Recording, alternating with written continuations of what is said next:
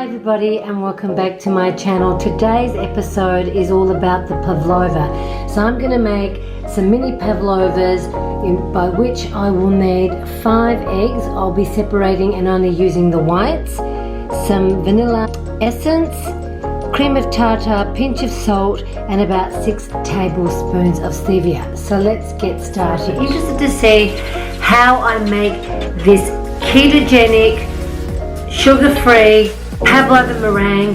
Keep watching.